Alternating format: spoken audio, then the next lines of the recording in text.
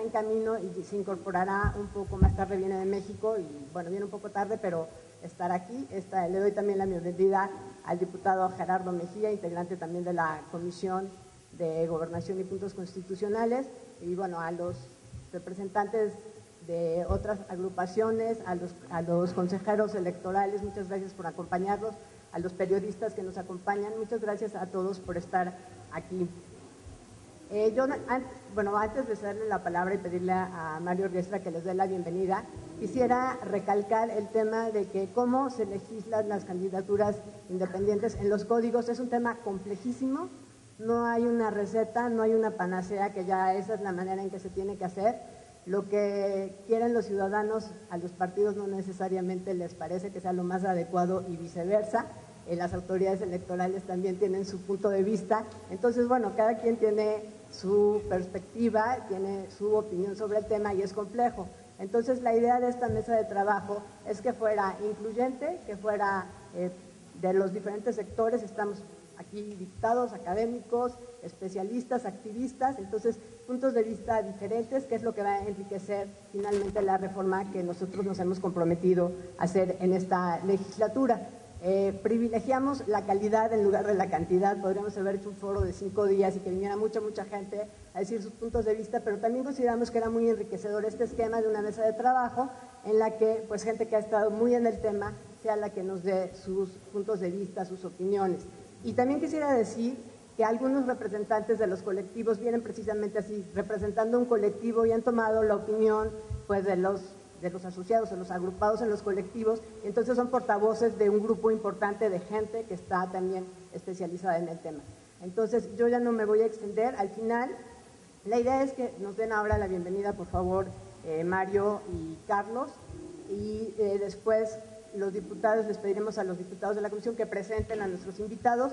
Habrá un espacio de participación de 12 minutos, por favor, es lo que les habíamos acordado, por favor, para sus participaciones. Y después, al final, haríamos una sesión de preguntas de los diputados a los especialistas para ver los problemas que encontramos y, bueno, ver en la mesa qué se puede proponer como una salida que nos deje satisfechos a todos. Le doy también la bienvenida al diputado Juan Manuel Jiménez, también integrante de la Comisión de Gobernación y Puntos Constitucionales. Ya hay quórum. No era necesario el quórum porque es una mesa de trabajo, pero bueno, les agradezco mucho a los compañeros que haya más que quórum. Muchas gracias. Entonces, diputado Mario Gerardo Riestra Piña, le solicito si nos hace favor de dar la bienvenida. Muchísimas gracias. Bienvenidos todos. Decía hace unos segundos, a manera de broma, que hay quórum, no porque esta sea una sesión formal de la Comisión de Gobernación, pero sí porque tenemos aquí ya 5 de los 7 diputados integrantes de la Comisión de Gobernación, y en el caso de que se pudiera generar algún consenso, bueno, pues ellos ya tendrían la posibilidad de construir una mayoría al seno de este cuerpo legislativo, que será finalmente quien dictamine la iniciativa de reforma al Código Electoral. Quiero, por supuesto, agradecer la presencia de todas estas personalidades que hoy nos honramos en recibir el día de hoy en el Congreso local. Saludo en principio, empezando del público para acá, a los consejeros electorales que hoy nos acompañan. Muchas gracias por su presencia, sin duda su acompañamiento también enriquece esta mesa de trabajo. A los directores de medios de comunicación, Rodolfo, a los medios de comunicación que nos acompañan. Por supuesto, quiero agradecerle muy especialmente al ingeniero Carlos Montiel Solana, presidente de Coparmex en Puebla, quien, hay que decirlo, fue el motor que nos permite estar sentados el día de hoy aquí. Carlos emitió un reto al Congreso del Estado para organizar esta mesa, y qué bueno que haya sido de esta forma, porque hoy podemos contrastar ideas. Saludo, por supuesto, al maestro Fernando Agis Vitar, especialista en materia electoral. Me voy a permitir ahondar un poquito más en su currículum, en virtud de que lo conozco desde hace ya varios años. Es un especialista, como les decía, en la materia electoral. Trabajó en el IFE en diferentes posiciones, fue director jurídico del IFE, director general de prerrogativas del IFE, y más recientemente pues fue el que diseñó la reforma reglamentaria al Código Electoral de Quintana Roo, uno de los estados que ya tuvo una de las primeras experiencias con la figura de las candidaturas independientes. y además pues fue mi profesor en el CIDE.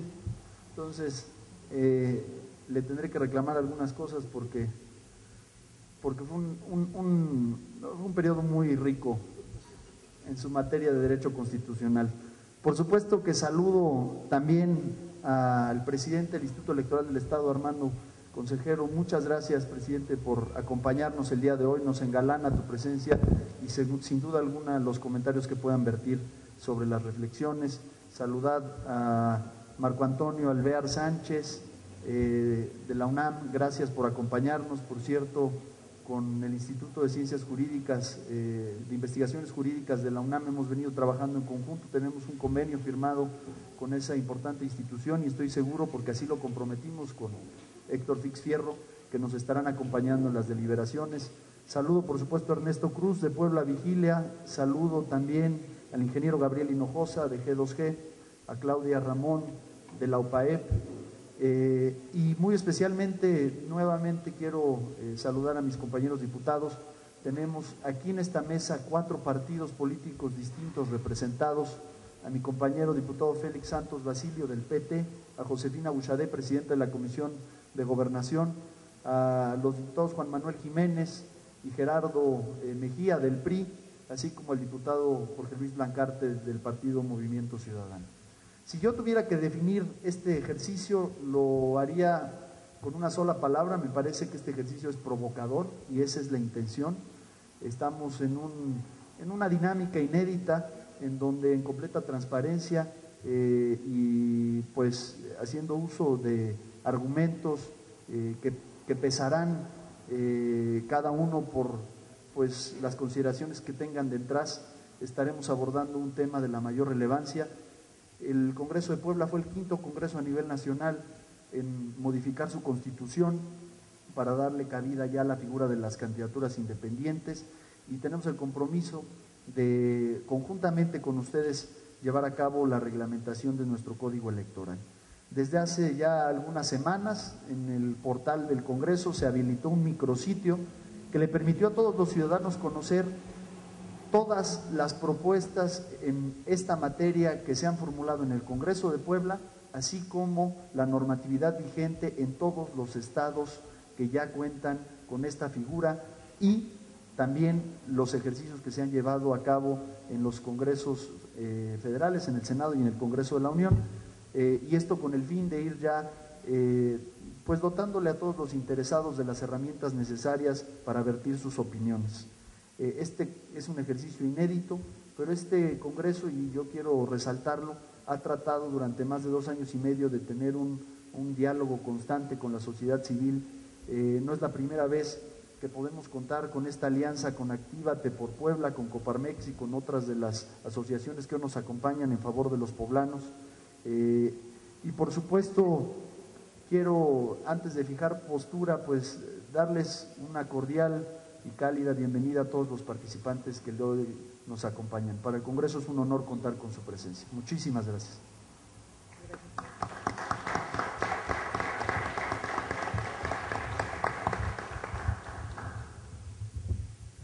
Gracias, buenos días.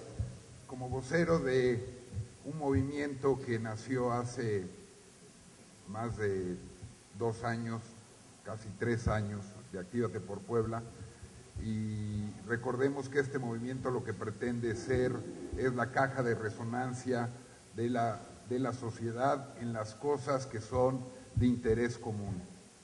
Y sin lugar a dudas, el tema de las candidaturas ciudadanas es un tema de interés común. Si tuviéramos la posibilidad de hacer una encuesta en la calle, seguramente un alto porcentaje, la mayoría, más del 50% de los encuestados, nos diría que el tema de las candidaturas ciudadanas es un tema que se tiene que legislar, que se tiene que promover y que se tiene que de alguna manera impulsar. Y en ese sentido, en Actívate por Puebla entendemos que justamente nos agrupamos, todas las organizaciones que lo constituimos, nos agrupamos para eso, para hacer una caja de resonancia de lo que la sociedad quiere y pretende de parte de nuestras autoridades. Y en el caso del Congreso no es la excepción. Agradezco sin lugar a dudas amable recepción que el diputado Mario Riestra nos ha dado, la posibilidad y el reconocimiento de que por lo menos cuando un servidor ha querido tratar con él como presidente de la Junta de Gobierno y Coordinación Política algunos temas, ha habido la apertura. Hay que decirlo, y esto lo repito con mucha frecuencia, no siempre coincidimos, no siempre estamos de acuerdo, y es válido, me parece que en una sociedad plural que así sea, pero en las cosas en las que estamos de acuerdo y coincidimos, creemos de ambas partes que trabajando de la mano sociedad y gobierno es como verdaderamente le podemos dar trascendencia a nuestro Estado y a nuestra ciudad. Y este ejercicio no es la excepción. Desde luego contamos con la presencia de todos los especialistas en el tema. Voy a repetir su nombre dado que ya han sido presentados, agradecerles el que hayan acudido por un lado al llamado de Actívate por Puebla y que también hayan aceptado tener esta mesa de trabajo con la Comisión de Gobernación para tratar de resolver que es un tema ciertamente atractivo, pero hay que decirlo, es un tema complicado. Y seguramente, y no soy especialista en el tema, seguramente los especialistas nos dirán por qué es un tema complicado. De entrada, lo que me viene a la mente es que pensar en candidaturas independientes en un sistema que está diseñado para partidos políticos, pues bueno, habrá que hacerlo, habrá que entrarle, es un reclamo de la sociedad, pero no es fácil de encontrar soluciones. De tal suerte que, sin más preámbulo, pues dejamos la palabra a quienes verdaderamente conocen del tema, y de nuevo agradecer tanto al diputado Mario Riestra como a Josefina, pues que hayan atendido al llamado que Actívate por Puebla les hizo, y la petición expresa de tener esta mesa de trabajo con especialistas de la sociedad civil, hay que decirlo, no solo de Puebla, sino también del Distrito Federal. Muchas gracias.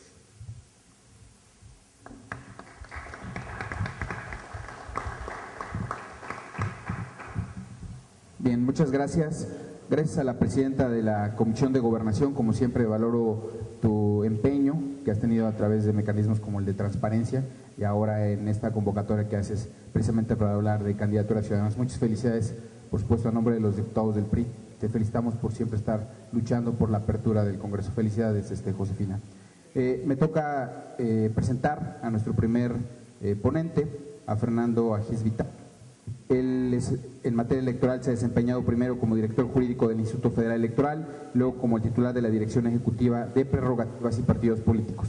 Ambos cargos han sido aprobados por el Consejo General de dicho instituto. Tiene 10 años de experiencia electoral, ha colaborado en la administración de José Woldenberg, Luis Carlos Ugalde y actualmente con Leonardo Valdés. Está vinculado académicamente al Centro de Investigación y Docencia Económica, al CIDE y al ITAM, y actualmente se desempeña como consultor privado y abogado para los temas electorales. Dentro de sus trabajos recientes ha asesorado al Congreso de Quintana Roo para implementar las candidaturas independientes. Asimismo ha colaborado con el Tribunal Electoral del Poder Judicial de la Federación en temas relacionados con ella. Me voy a permitir cederle el uso de la palabra a Fernando Agis. Bienvenido.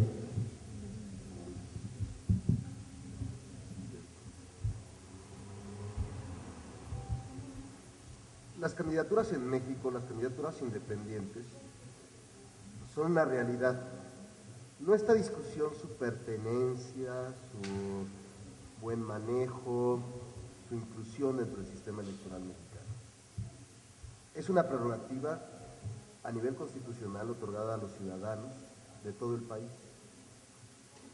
Lo que el constituyente permanente previó es que las legislaturas de los estados, en las normas secundarias, establezcan las condiciones en las que se van a llevar a cabo las candidaturas independientes. Y en ese sentido, yo agradezco mucho esta invitación, porque permite discutir un tema, como bien mencionaban, complejo, que está lleno de retos y que, como decía el presidente, es provocador en términos de discusión. Diputado Mario Riestra, les agradezco mucho la invitación. Josefina, encantado de estar aquí con ustedes en una mesa de trabajo tan rica, tan plural como se ha mencionado, que va a permitir confrontar ideas sobre un tema sumamente complejo. Y como bien adelantaba Carlos, el mayor reto de las candidaturas independientes es cómo incluirlas en un sistema que está diseñado a partir de partidos políticos. ¿Cómo vamos a lograr que haya una competencia efectiva entre un candidato independiente y el candidato de un partido político?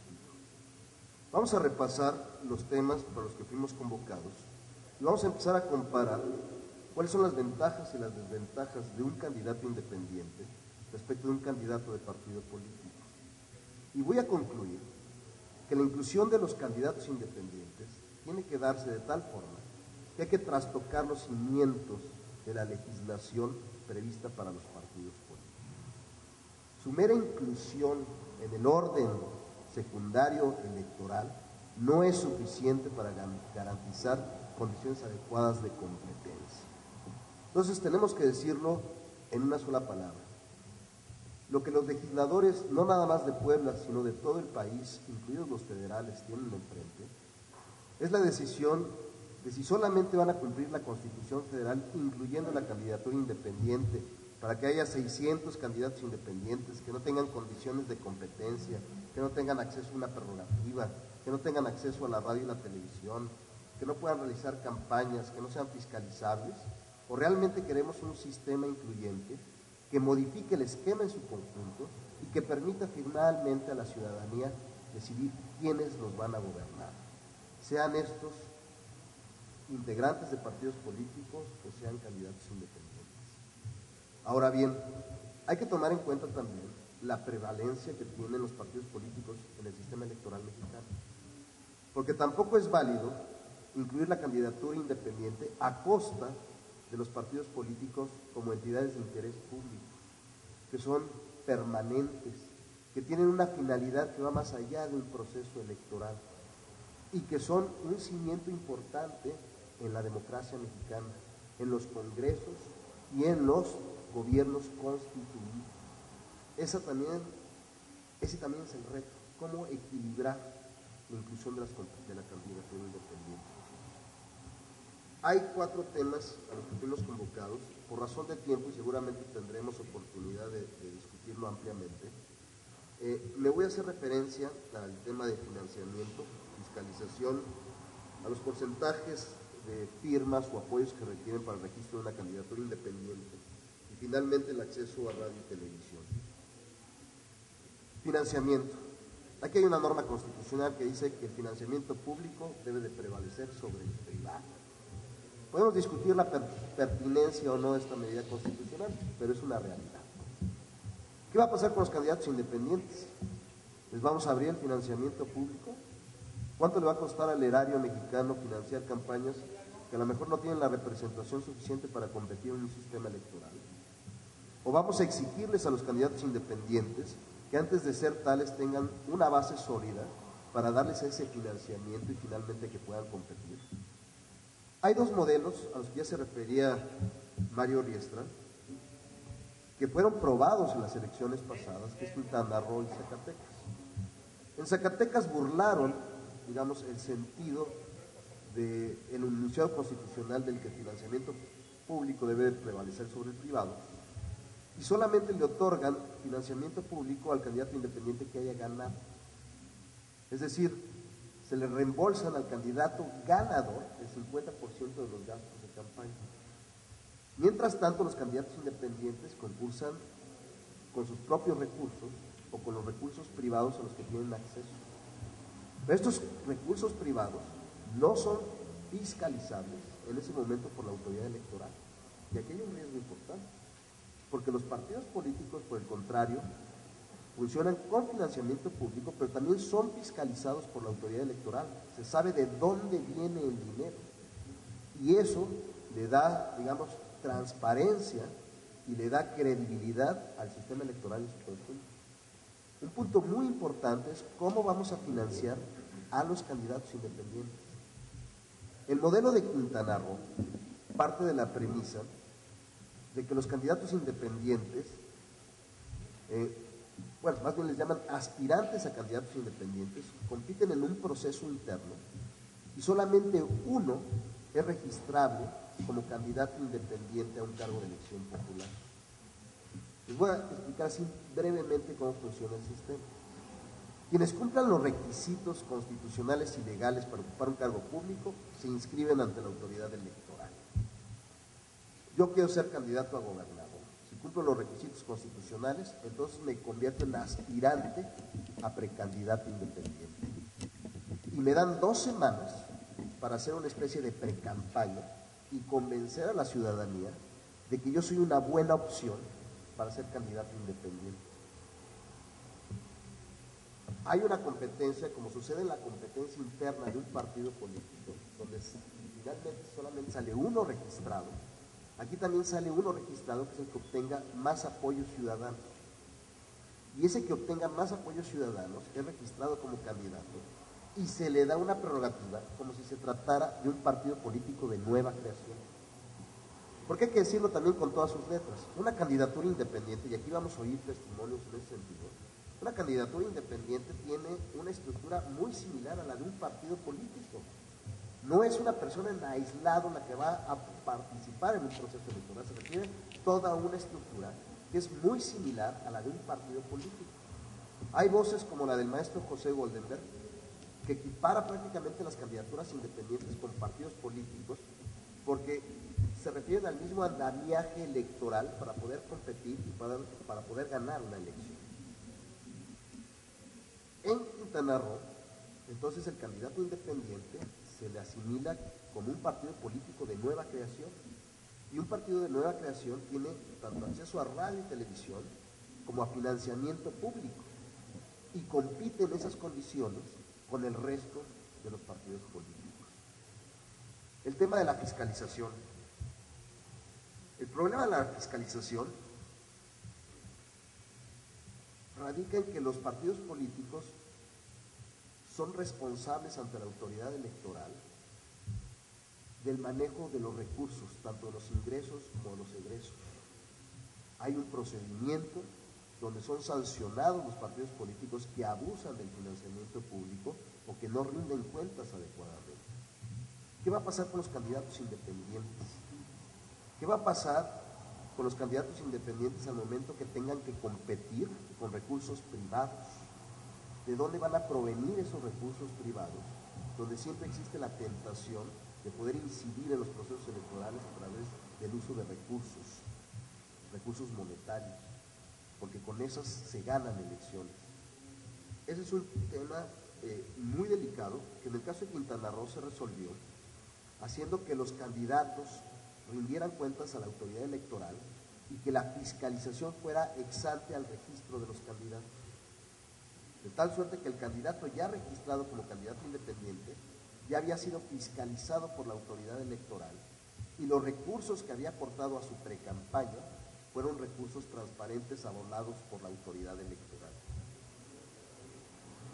Ahora el tema de los porcentajes, los apoyos que se requieren para las candidaturas independientes.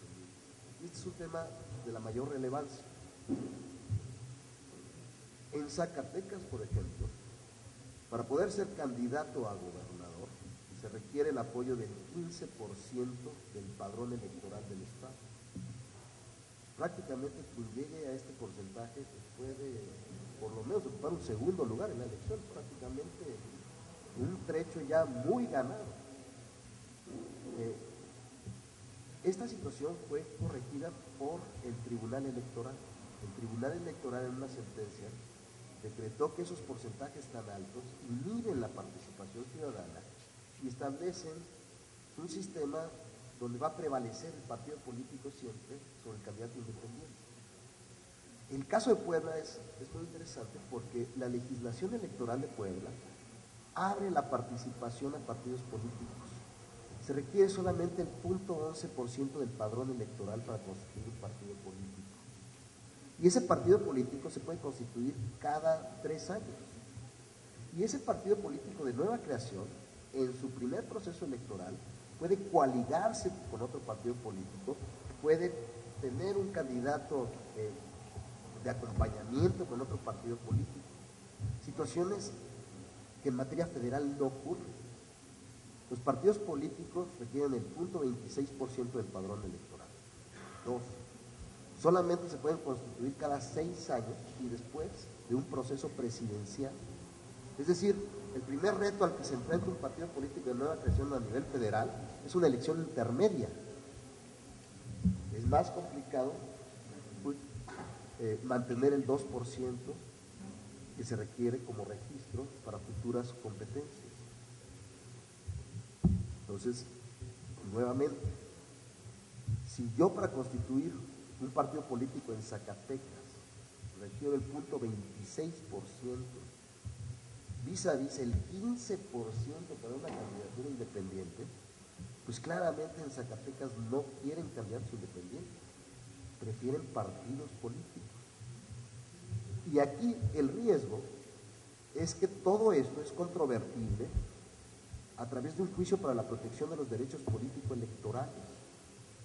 El riesgo de la legislación es que de excederse en la regulación, otorgando competencias o condiciones mejores a unos o a otros, va a ser corregida a través de tribunales electorales, quienes finalmente van a acabar legislando en la materia, pero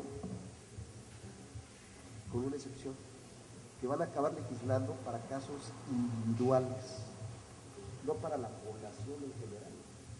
Entonces, el que tenga el buen abogado, el que tenga el recurso para promover el juicio para la protección de los derechos político-electorales, a él sí le van a dar condiciones de competencia, cuando originalmente esas condiciones de competencia tendrían que venir en la ley.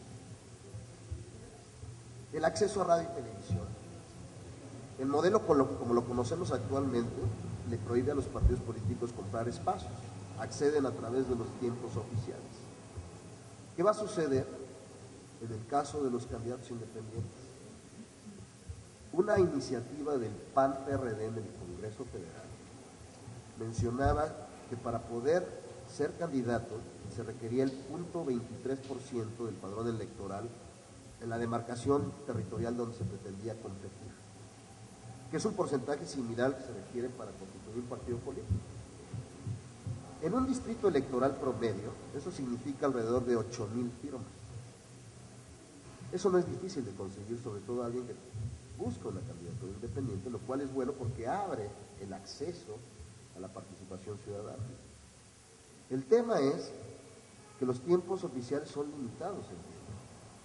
O sea, nada más se dispone de 48 minutos y en esos 48 minutos hay que meter autoridades electorales, hay que meter partidos políticos, hay que meter candidatos, tribunales, FEPADES, y si tenemos 200 candidatos independientes, pues quizás les toque a razón de un spot durante toda la campaña, y con un spot no van a poder competir.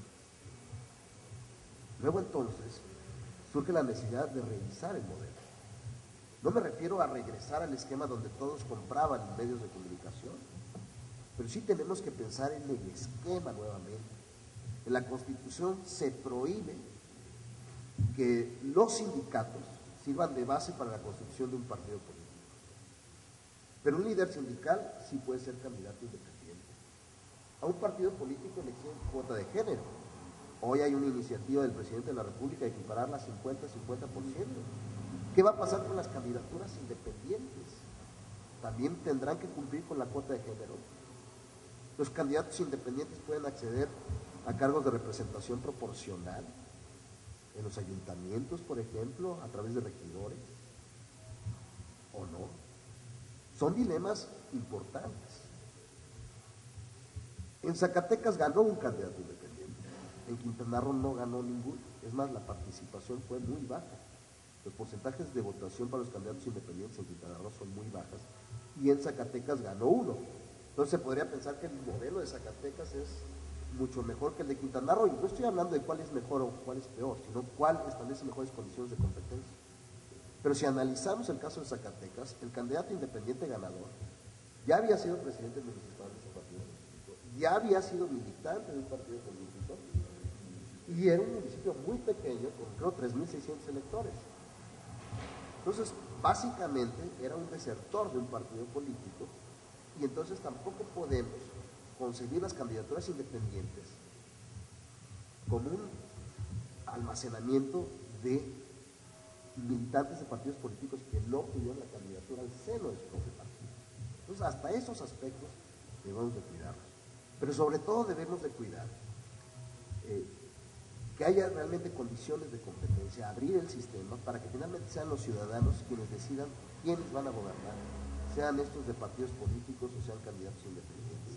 Y dos, cuidar que lo que se legisle no vaya a acabar en manos de un tribunal anulando decisiones legislativas y legislando, digamos, en casos individuales para candidatos independientes, condiciones mejores para la competencia. Como mencionaba, en esta mesa se trata de un reto enorme, pero es un reto que tiene que partir del hecho de modificar la estructura actual.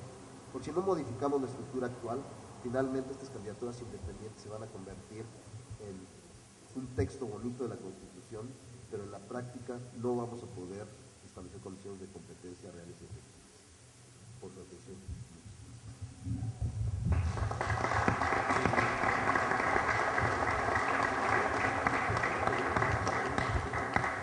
Muchas gracias, Fernando. Vamos teniendo cada vez más dudas con respecto a lo que nos toca hacer. Le doy la bienvenida a la diputada Miriam Galindo, también integrante de la Comisión de Gobernación, así como a David Muñoz Domínguez, que ya está aquí con nosotros, y le solicitaría muy atentamente al diputado Blancarte si nos hace favor de leer la síntesis curricular de nuestro siguiente ponente, por favor. Gracias, Josefina.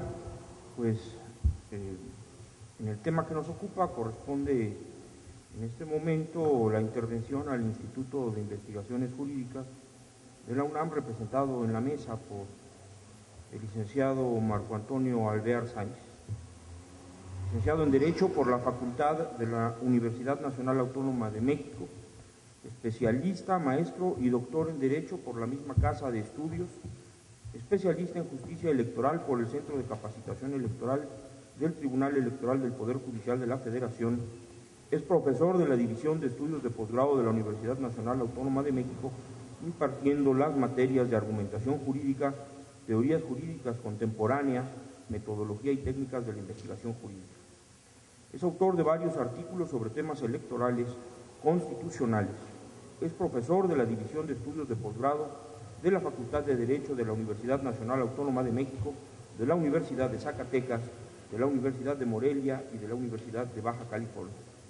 Ha sido asesor del Senado de la República, Cámara de Diputados y en la Asamblea Legislativa del Distrito Federal, impartiendo en todas ellas la maestría de Derecho Constitucional y Administrativo. Ha sido secretario proyectista de la Sala Superior del Tribunal Electoral del Poder Judicial de la Federación en la ponencia del magistrado Gesto y del Tribunal Electoral del Distrito Federal en la ponencia del magistrado presidente Adolfo Riva Palacio Negro. Actualmente imparte cátedra en la maestría que se imparte en la Sala Superior del Tribunal Electoral del Poder Judicial de la Federación y en la Asamblea Legislativa del Distrito Federal, además de ser asesor parlamentario de la Junta de Gobierno de la Asamblea Legislativa y de la Comisión de Puntos Constitucionales del Congreso del Estado de Morelos. Bienvenido, doctor.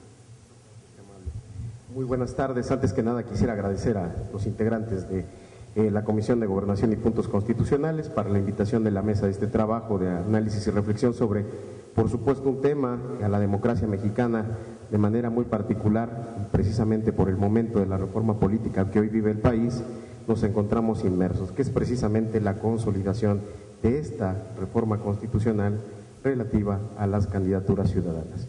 Los temas torales creo que los ha abordado con mucha atinencia nuestro amigo Fernando, haciendo muy puntuales los temas sobre los que habría que ponerse de acuerdo y sobre lo que los legisladores tendrán que ponerse de acuerdo en todas y cada una de las entidades del resto del país que no han aprobado esta reforma, porque precisamente, voy a tomar un ejemplo de lo que me comentaban alumnos de doctorado hace algunos días en la Universidad de Morelia, en la Nicolaita de Morelia, me hacían hincapié en, digamos, la injerencia de estos poderes fácticos, sobre todo en comunidades como Morelia, me decían en la Tierra Caliente, donde incluso ha habido propuestas, me decían notarios de estos cursos, que digamos los integrantes de estos grupos se acercaban a ellos, incluso a las propias instituciones, pensemos en las autoridades administrativas electorales, para incluso hacerles ofrecimientos directos de cómo obtener un registro y cuáles serían, digamos,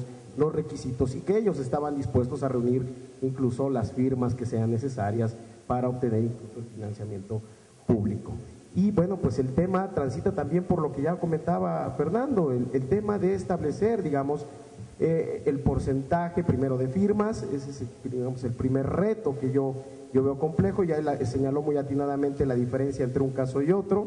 Yo citaría el de Zacatecas como digamos, un exceso del legislador, estableciendo ese 15% al que ha hecho alusión ya Fernando, pero veamos que, digamos, yo un poco a lo mejor comparto esta cuestión de que será tal vez la Sala Superior y las salas regionales del Tribunal Electoral las que en su momento tendrán que tratar de salvar, digamos, las distintas disposiciones que sean aprobadas en los congresos locales.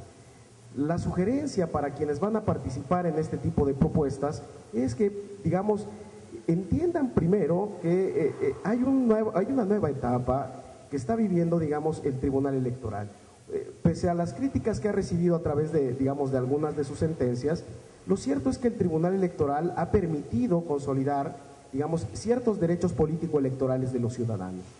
Es un reto no menor, ¿eh? Las autoridades administrativas electorales están llamadas, y nada más y no nada menos, a dos cuestiones relevantes. Yo diría, la primera de ellas tiene que ver mucho con esta famosa implementación de la reforma constitucional en materia de derechos humanos. Y pensemos nada más en dos cuestiones. ¿Se imaginan el reto importante que van a tener las autoridades administrativas y electorales en el próximo proceso intermedio a propósito de esta reforma constitucional en materia de derechos humanos? Pensemos, por ejemplo, en aquellas personas que hoy se encuentran sujetas a un proceso penal y que no han sido sujetas, digamos, no se les ha dictado una sentencia firme o que haya causado estrago. Se supone que por criterios de la Corte Interamericana de Derechos Humanos, quien no se encuentra en ese supuesto podría ejercer el derecho al voto, ¿no? Y entonces la autoridad administrativa electoral, bajo esta